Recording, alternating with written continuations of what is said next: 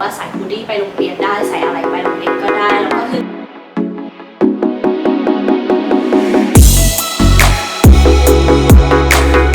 ฮัลโหลทุกคนวันนี้เดี๋ยวจะมาเล่าให้ฟังนะคะว่าไปเรียนต่อไฮสคูลที่อังกฤษมีอะไรบ้างมีขั้นตอนอะไรเนาะเราก็จะมาแชร์ประสบการณ์ของตัวเองนะคะว่าเนี่ยกว่าเดียจะไปได้เดียทำอะไรบ้างเนาะแล้วก็มีขั้นตอนอะไรยังไงบ้างก็ติดตามกันดูนะคือเดียไปตั้งแต่year 12นะคะคือจริงๆแล้วไฮสคูลมันเริ่มตั้งแต่year 10หรือม3เนาะแต่ว่าเดียตอนนั้นยังโฮมสคูลอยู่ที่ไทยยังไม่ได้ไปเนาะไปจริงๆก็คือyear 12แล้วก็อันนี้ก็เดี๋ยวจะมาเล่าให้ฟังว่า process ที่ว่าจะไปเรียนไฮสคูลหรือไปเรียนม.ปลายต่อที่อังกฤษนะคะมีอะไรบ้างนะคะแต่ก่อนก็ต้องขอบคุณป๊าวันนี้นะคะที่ส่งนาเดียไปถึงอังกฤษได้เป็นอะไรที่ดีมากเลยเพราะเดียว่านักเรียนหลายๆคนก็คิดว่าอยากไปเรียนต่างประเทศใช่ไหมแล้วเดียก็คิดว่าเนี่ยเป็นโอกาสที่ดีสำหรับเดียมากเลยเพราะว่าเดียแบบได้เรียนรู้หลายๆอย่างได้มุมมองหลายๆอย่างเลยก็ขอบคุณจริงๆนะคะแล้วก็อันนี้เป็นเวลาที่ดีนะไปเรียนตั้งแต่ไฮสคูลมันก็ดีเหมือนกันเพราะว่ามันได้ข้อคิดหลายๆอย่างก่อนเข้ามหาลัยเนาะโอเคค่ะขั้นแรกของการเตรียมตัวนะคะก็คือเราต้อง research ใช่ไหมไม่ว่าจะไปสัมมนาหรือว่า research ออนไลน์หาบน YouTube หรือว่าไปหาเอเจนซี่อะไรอย่างเงี้ยคือเราต้องรู้ก่อนเนาะว่าเราชอบวิชาอะไรอยากเรียนอะไรต่อหรือว่าอยากไปเรียนที่ไหนไปเรียนเมืองไหนของอังกฤษนะคะก็คืออย่างเดียเนี่ยเดียรู้อยู่ในใจว่าเดียอยากอยู่แถวลอนดอนเนาะไม่อยากออกไปไกลมากแล้วเดียก็คือตอนนั้นก็หาข้อมูลเยอะนะก็ไปสัมมนานู่นนี่นั่นแปลงานเข้าไปเรียนต่ออังกฤษไปเรียนไฮสคูลอังกฤษมันก็จะมีสัมมนาเยอะมากเลยนะคะของหลายๆเอเจนซี่แล้วเดียก็มีเอเจนซี่ของเดียเนาะเดียคิดว่ามีเอเจนซี่เอาจริงๆนะช่วยเยอะมากโดยเฉพาะการเตรียมเรื่องเอกสารเรื่องแบบว่าติดต่อทางอังกฤษแล้วก็โดยเฉพาะเวลามีเหตุการณ์อะไรที่ไม่คาดคิดเกิดขึ้นในการโควิดที่ผ่านมาคือเอเจนซี่เดียดีมากจริงๆแล้วก็ช่วยให้เดียกลับมาไทยได้แบบว่าปลอดภัยเนาะแล้วก็ไม่มีปัญหาอะไรทั้งที่ตอนนั้นต้องเตรียมเอกสารเยอะมากแล้วก็คือสถานทูตนี้เปลี่ยนตลอดเลยเนาะนั่นแหละค่ะก็ดีมากเลยตอนนั้นที่มีเอเจนซี่เราก็มาช่วยเดียเนาะเรา research เราก็ต้องคิดด้วยนะว่าเราแบบอยากเรียนอะไรแล้วก็คืออยากไปเรียนที่ไหนก็อย่าลืมนะทุกคนอันนี้มันสำคัญจริงๆนะว่าเราต้องมานั่งคิดก่อนเลยที่2อย่างถัดมานะคะก็คือเดียจะมาเล่าให้ฟังว่าจริงๆแล้วไฮสคูลมันมี2แบบเนาะก็มีแบบ modern กับ traditional เนี่ยอย่างแรกก็คือแบบเก่าแก่เนาะจะออกแนวแบบ Harry Potter หรือว่าแบบแนวที่เราเห็นในหนังบ่อยๆว่าแบบเป็นโรงเรียนเป็นปราสาทใหญ่ๆแล้วก็คือใส่ยูนิฟอร์มอะไรประมาณนี้ก็คืออันนี้เป็นแบบ traditional เนาะค่ะก็คือเป็นแบบเก่าแก่หรืออะไรประมาณนี้เนาะก็ส่วนใหญ่โรงเรียนพวกเนี้ยก็เก่าแก่จริงๆแหละเหมือนตอนนั้นที่เดียอยู่เนาะก็เป็น traditional ก็เก่าแก่จริงๆนะคือมันตั้งแต่แบบWorld War I หรือ World War II นั่นแหละจำไม่ได้แล้วก็คือมันจะมีแบบประวัติของมันแล้วมันก็จะแบบมีส่วนใหญ่จะมีโบสถ์อยู่ในโรงเรียนด้วยเนาะเพราะว่าส่วนใหญ่โรงเรียนเนี้ยจะเป็นแบบคริสเตียนเราก็จะต้องไปโบสถ์ทุกอาทิตย์นะคะแล้วก็จะเป็นโรงเรียนหอด้วยส่วนใหญ่ก็จะมีหออยู่ในตัวเพราะว่ามันจะแบบเป็นโรงเรียนที่ใหญ่กว่าขนาดใหญ่กว่าเนาะส่วนโมเดิร์นนั้นเป็นยังไงก็จะเป็นออกแบบแนวอเมริกาหรือแนวในหนังแบบไฮสคูลที่เราดูแบบว่าใส่ฮูดดี้ไปโรงเรียนได้ใส่อะไรไปโรงเรียนก็ได้แล้วก็คือทุกคนจะชิลๆหน่อยแล้วก็จะเรียกชื่อครูแบบชิลๆเรียกแบบเฮเลนหรือว่าแบบริชาร์ดหรืออะไรประมาณนี้เนาะก็เดียคิดว่ามันก็ดีนะคือตอนนี้เดียอยู่ใน modern school เนาะแต่ก่อนคือเดียก็อยู่ traditional แล้วก็ย้ายมาแล้วเดียคิดว่ามันก็ดีนะมันเป็นอะไรที่แบบเหมือนติวช่วยเข้ามหาลัยอะไรเงี้ยแล้วเขาก็จะมีแบบ personal tutor ใช่ไหมก็คือแบบช่วยเราตลอดเวลาแบบว่าประกบเลยอย่างเงี้ยคือห้องก็จะมีคนน้อยกว่าเนาะแล้วก็จะมีประมาณแค่แบบ6-7 คนต่อห้องต่อคลาสหนึ่งแล้วก็เขาจะใส่ใจเรามากกว่าแบบ traditional school แล้วมันก็มีข้อเสียของมันนะคะคือแบบบางคนอาจจะไม่ชอบแนวนี้เพราะมันออกชิลเกินไปแบบแล้วมันจะแตกต่างจากการเรียนการสอนของบ้านเราเนาะว่าแบบว่าคือมันจะแบบ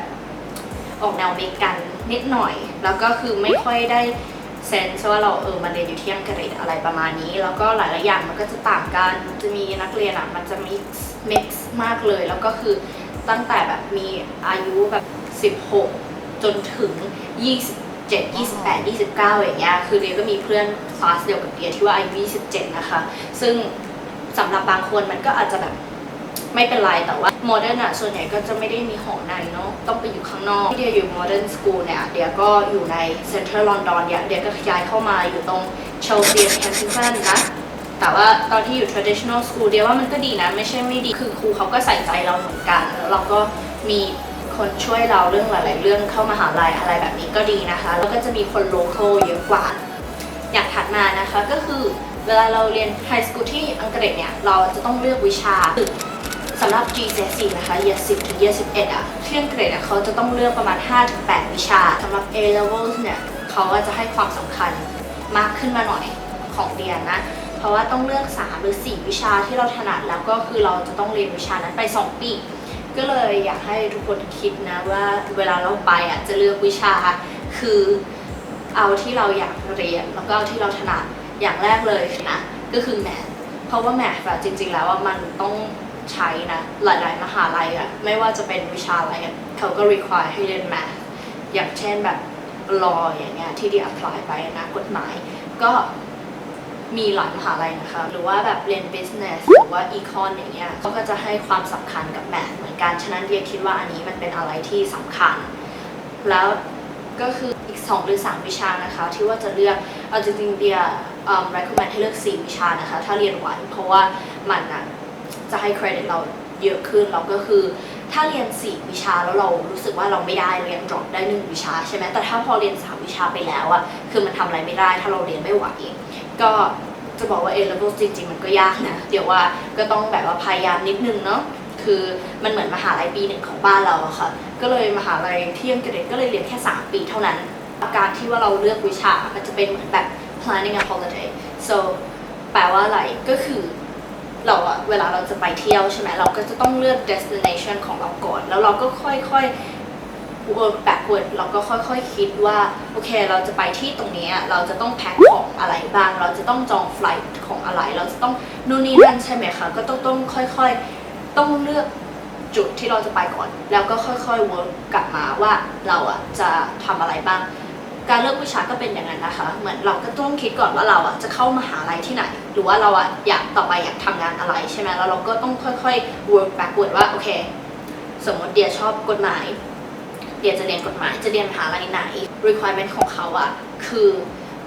อะไรบ้างคือเกรดอะไรแล้วทีนี้ก็ค่อยๆมาคิดว่าโอเค A level จะต้องเรียนวิชาอะไรบ้างแล้วก็ต้องได้เกรดอะไรใช่ไหมคะแล้วเดี๋ยวเดียก็จะเล่าประสบการณ์ของเดียนะตอนนั้นที่ไปก็ใช้เวลานานอยู่เหมือนกันเพราะตอนนั้นก็คิดว่าจะเลือกวิชาอะไรจะเลือกกี่วิชาแล้วก็จะมีขั้นตอนอะไรใช่ไหมเดียก็เริ่มจากไปสัมมนาก่อนเลยค่ะแล้วก็เริ่มดูโรงเรียนต่างๆอะไรประมาณนี้ใช่ไหมคะเพราะเดียก็มีสอบสำหรับเข้าโรงเรียนเนาะแต่ก็ไม่ได้ยากอะไรมากอันนี้เขาแค่